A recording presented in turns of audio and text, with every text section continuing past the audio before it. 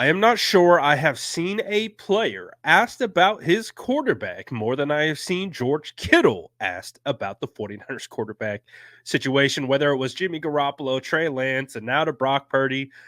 Kittle seems to be the go-to guy when it comes to giving us some information about what's going on with the quarterback situation. And so when Kittle joins Rich Eisen's basically asking, oh, this Brock Purdy guy. Obviously we know he's a polarizing figure in the media right now because you have multiple different varying opinions, to some saying he's the best quarterback in the NFL, to some saying he's one of the worst. It is what it is. Brock Purdy just happens to be a polarizing guy because I'm not even going to spoil it. George Kittle is going to tell you exactly in more detail those things, but George gives a pretty solid kind of explanation of what Brock Purdy is in his eyes and what Brock Purdy is and how he's developed into who he is. And it's honestly a great little soundbite. I've heard Kittle say some of these things before, but I think he did a really good job of just kind of all aligning it kind of in sequential order so that we can understand it better. So take a listen to George Kittle talking about Brock Purdy on the Rich Eisen Show right here. Like the older I've gotten, Joe Staley made it pretty clear to me. He goes, it's harder like the longer you play specifically on one team because like after a while, like all your friends leave or they retire, they get traded or like whatever happens. Like most of the guys, like your best friends on the team are on different teams. And he goes, so like it's what's important is that you like establish friendships with guys early on when they first get drafted and don't just be like, oh, it's just a bunch of rookies. Like you want to establish friendships with all these young guys. Mm-hmm. And I thought that was a pretty good lesson. And then, so whenever we have rookies come in, I don't like, there's absolutely zero hazing, but I like to banter with them to see if they're going to like actually like talk back to me or are they going to be like shy because I am George Kittle. I've been in the league for 8 years now. Mm-hmm. And so like Brock's first day, I hung an Iowa football shirt in his locker, which was phenomenal. And he instantly takes it out because he's like 2 lockers down from me. He goes, you put this fuck in here? Just get this shit out of my locker. And I'm just like, I'm going to like you. I absolutely know that already. Just like tosses it on the ground. I was like, respect. I love that. That's what he said to you? Oh, yeah, get this shit out of my locker. I was like, phenomenal. Absolutely love it. That was the first George Kittle. I was like, hey, Brock, welcome to the Niners. Right. And he gets to his locker, and I was like, you put this in here, get this shit out of my locker. And I was like, what exactly did you put in there? An Iowa Hawkeye football shirt, because he went to Iowa State. Yeah. It's phenomenal. And so, like, I like that because I don't want someone to be like, I don't want him like to look at it and like look over at me and then like leave it in his locker. I was like, no, dude, you throw that out. Like, it's totally fine. I'll just put it back in my locker. And I just like guys who can appreciate a good banter and like just, like don't be nervous. Like we're all on the same team here. Like we're all striving to achieve the same things here. So like I'm not intimidated. I promise. Like I'm pretty nice. Besides like that was when I first was like, all right, Brock's going to be a solid dude. Like I'm really excited for that. Then you go from the Mexico City game where we played in, was that 2022, and he had like 3 snaps. In the first snap, he turned the wrong way on a handoff, which was phenomenal. And I was like, that's kind of funny. That happens to guys sometimes. Mm-hmm. And then 2 weeks later, he's coming in against the Miami Dolphins after our second quarterback went down and delivering 3rd down and longs to me, Juice, Ayuk, Debo, and just stepping up in the huddle, stepping up in the pocket, getting hit and cover 0 looks and just delivering the football. And you're just kind of like, oh, wow, like this, like, he can play. Like, you're not just going to step into a football game and just deliver like that. And then it's like, okay, well, is he going to do it again? And then his first start of his career, I'm pretty sure, was against the Tampa Bay Buccaneers and Tom Brady. In San Francisco. Yeah. That's pretty cool. Like, hey, what a storyline. No, Brady's coming back to the Bay. I'm pretty sure last time that he was in the Bay, they beat the Niners like 30-something to nothing. Something like that. So it's like, this is going to be a big game. And Brock comes out there and just plays lights out.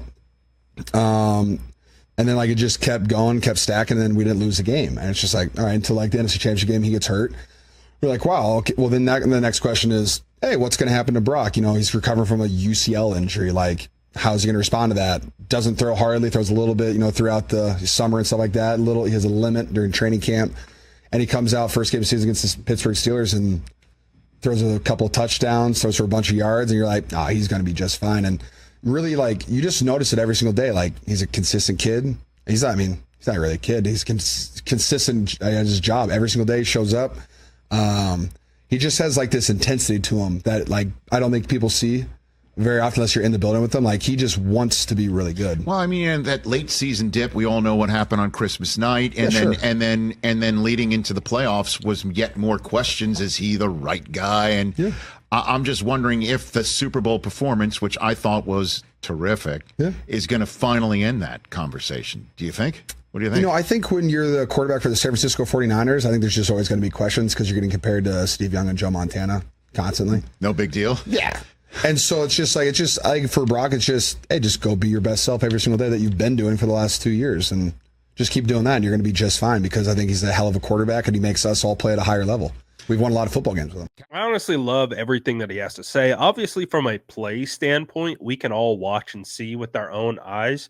And, you know, depending on who you are or what team you root for or where your biases lie, if you kind of try to remove all of those things and you just try to objectively watch Brock Purdy play football, you can see that he's a good quarterback. He's an ascending quarterback, and he's a guy who still has areas to even get better. And that is pretty awesome, considering he was just a big part of the reason why the San Francisco 49ers went to the Super Bowl and were put into a position to potentially win. Now, we understand the outcome and all that good stuff, but nonetheless, Brock Purdy has proven to be a pretty dang good quarterback, all things considered. And I love the way that George kind of weaves in and out of, like, these are the steps along the way that really prove to us from an on-field standpoint of why this guy is a good quarterback and why he's, you know, there's something here than maybe we weren't expecting. And also, too, on top of that, again, a lot of the conversations about Brock come back to the person. They come back to who he is. They come back to the intangible elements that go into playing quarterback.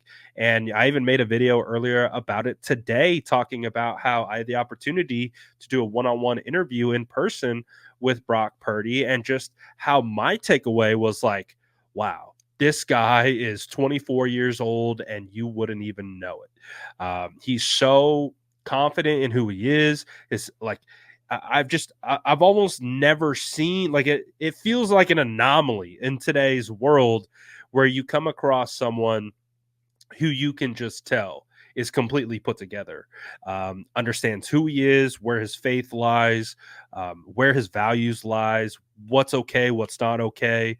And he's 24 years old. It's like he's got it all figured out. And I'm like, how is this possible?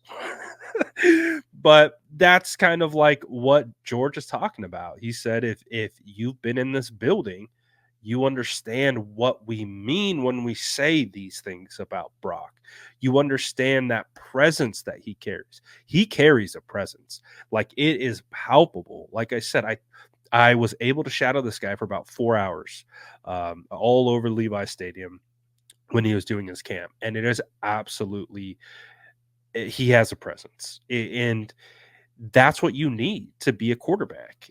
Like, you need a presence to just be an NFL player, but to be a quarterback, you have to have this mental fortitude that is almost different than any other position. And again, it's one of the reasons why Brock is a really good quarterback, in my opinion.